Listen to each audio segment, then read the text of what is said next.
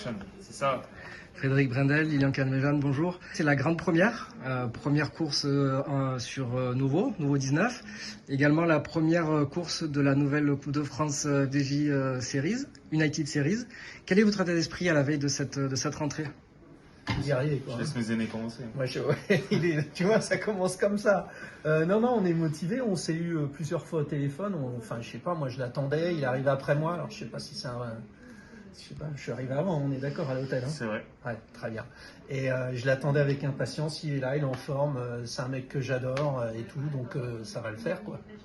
Lilian, cet état d'esprit là? Ouais, ça va être super. Puis la Coupe de France, c'est un format que j'apprécie énormément, que j'apprécie en tant que coureur, que j'apprécie à suivre depuis que maintenant je suis suiveur. Parce que c'est un format inédit où la course elle est aussi plus ouverte, moins cadenassée que le format World Tour.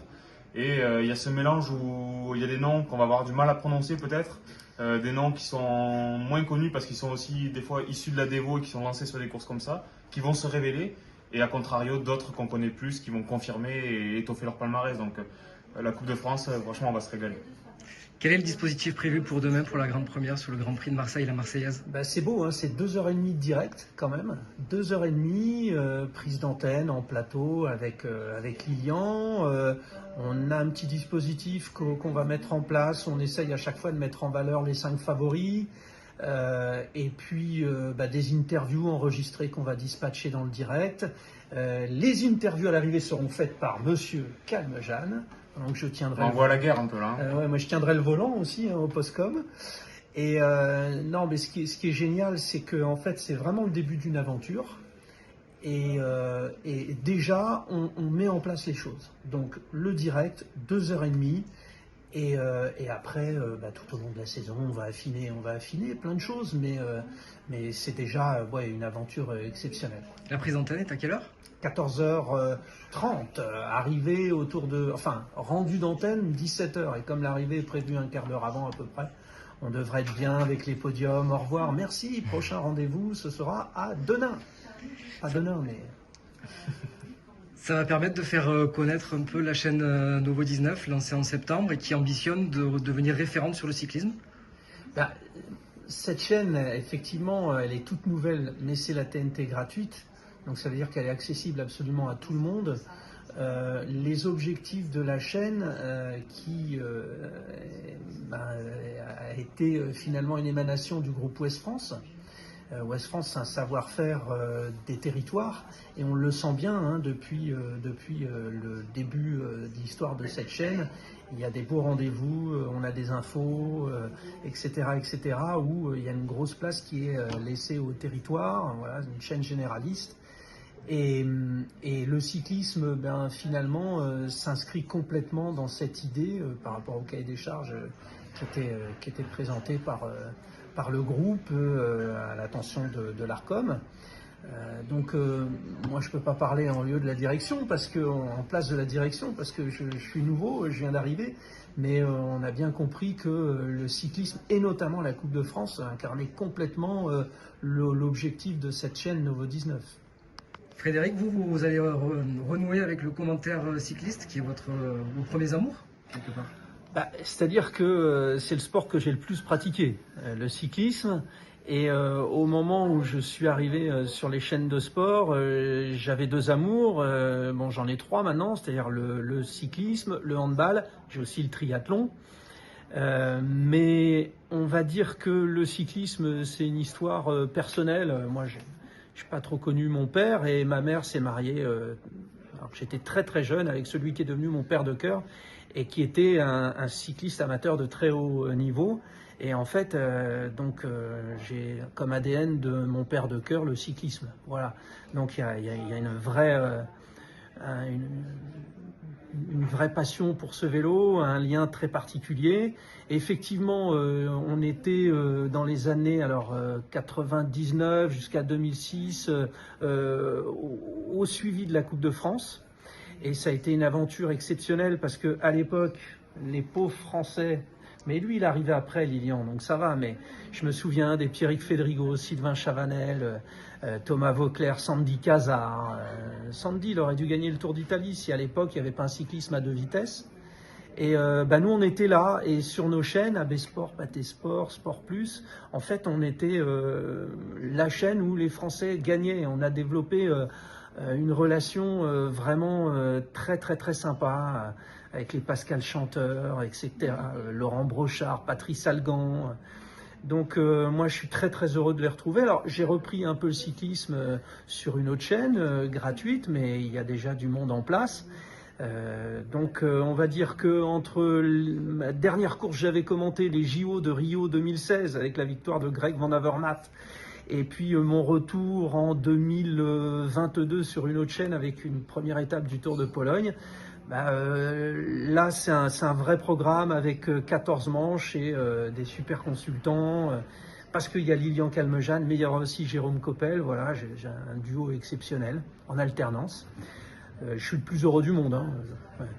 Lilian, vous êtes retiré des pelotons depuis fin 2024. Vous avez déjà eu une première expérience de commentateur l'été dernier sur le Tour de France. C'est un rôle qui vous plaît? Oui, franchement, en toute honnêteté, c'est un rôle qui me plaît. Si je suis là, c'est pas pour être sous les feux des projecteurs, mais c'est parce que on est sur un métier passion.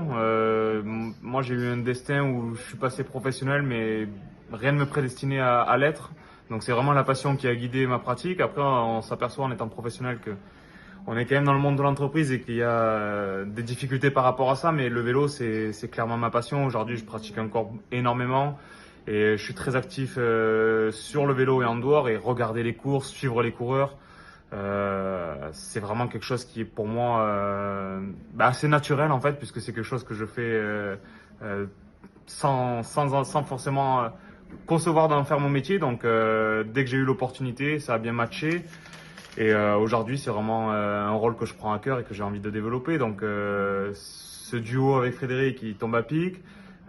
Si j'ai envie de dire. En plus de le fait de partager avec Jérôme, ça va donner aussi à nos auditeurs beaucoup d'informations un petit peu différentes, avec deux sons de cloche, un garçon qui est un peu plus qui a eu on va dire, qui est retiré du peloton comme moi plus récemment, un autre qui a une autre vision un peu des choses et qui a aussi fait un vélo un petit peu différemment. Moi plus le panache, Jérôme c'était beaucoup plus le classement général, donc ça va être super intéressant. Et honnêtement les FDJ Series United, ça va être très très passionnant à suivre. Les manches, elles sont variées. Il y en a pour les sprinteurs, les punchers, les grimpeurs.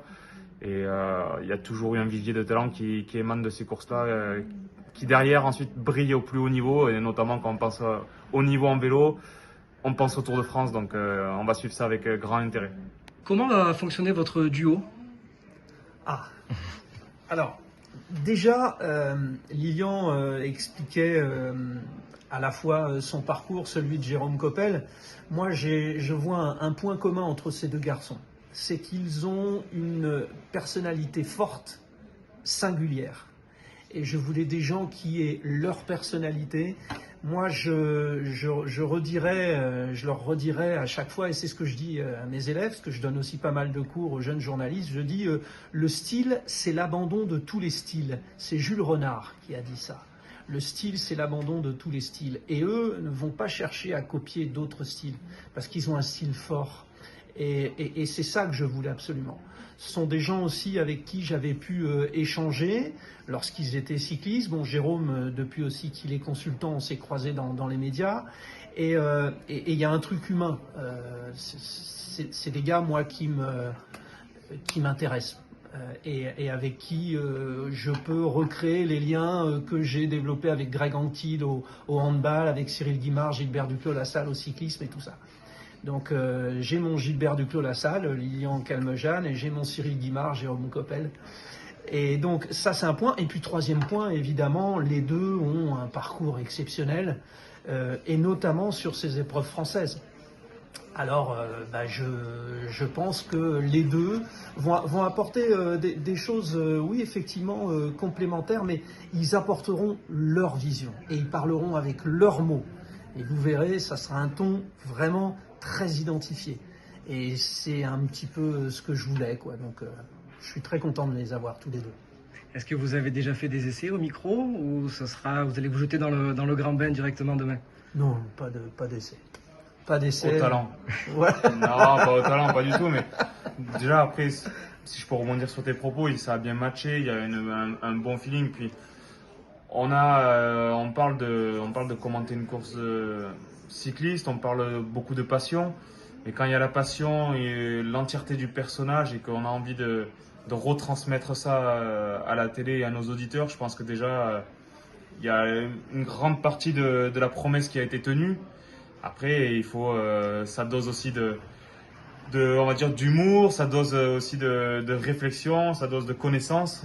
Moi, mon rôle de consultant, c'est plutôt le rôle d'expert, entre guillemets, pour avoir vraiment l'expertise et pouvoir attaquer aussi des sujets. Dans le cyclisme, c'est un sport quand même très technique, donc donner des explications précises à nos auditeurs.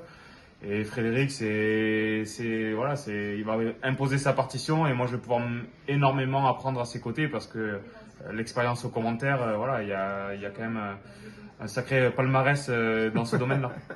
Un petit mot sur la course, sur le Grand Prix de Marseille, la Marseillaise, privée de la route des crêtes, qui est souvent décisive dans le final. Qu'est-ce qu'on peut attendre de cette course, selon vous? Alors, on va la faire comme en direct, c'est-à-dire une course exceptionnelle avec des changements sur le profil, Lilian. Oui, le fait qu'il n'y ait plus la route des crêtes, ça va redistribuer les cartes. Moi, j'ai fait de mémoire 7 rentrées des classes à la Marseillaise. Alors maintenant, la saison commence beaucoup plus tôt. Et souvent, les coureurs qui arrivent ici ont déjà 2, 3, voire 4 jours de course. Donc, ils sont déjà vraiment très, très en forme.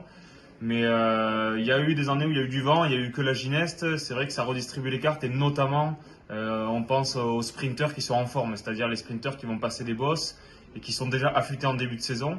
Donc c'est aussi un paramètre qu'il faut énormément évoluer sur le Grand Prix de la Marseillaise, c'est le vent, la force du vent et si les routes sont humides. Pour l'instant, la météo semble un peu plus clémente que prévu, mais pour connaître les descentes sur le bout des doigts, notamment celle du Petit Galibier et celle de l'Espigoulier, c'est des descentes très techniques où on peut créer des différences. Donc il va se passer plein de choses, quoi qu'il arrive, mais c'est sûr que ce nouveau parcours avantage un peu plus un profil puncher-sprinter. Après, j'ai envie de dire, on a tout en stock, mais ça tombe bien, on a des Français très très rapides. Je ne vais pas spoiler, mais on a des Français très très rapides et qui passent bien les bosses. Donc, moi, je vois bien une victoire tricolore demain. Ah, j'ai des noms. Alors justement, un petit prono, mouillez-vous. Bon, déjà, ce qu'il faut dire, c'est que commencer une première course, début de saison, avec une arrivée au sprint, il n'y a rien de plus difficile parce qu'il y a les nouveaux maillots. Bon. Il y a déjà une mémorisation. C'est un sprint très difficile, boulevard Michelet. C'est un sprint très difficile à appréhender. Il y a beaucoup de vitesse. C'est un sprint en faux plat descendant. Il faut débouler au dernier moment. Donc, je compte sur ta concentration les 100 derniers mètres. Alors, les repères. S'il y a un maillot blanc, rouge, bleu, c'est le champion de Slovaquie, Lukas Kubis. Très, très fort. Emmené sans doute par le vainqueur de la Coupe de France sortant, Clément Venturini. Mais en face, si vous voyez quelqu'un de très rablé, costaud, larges épaules, un peu bas sur son vélo, maillot blanc, il y a des chances que ce soit Emilien Janière pour Total Energy.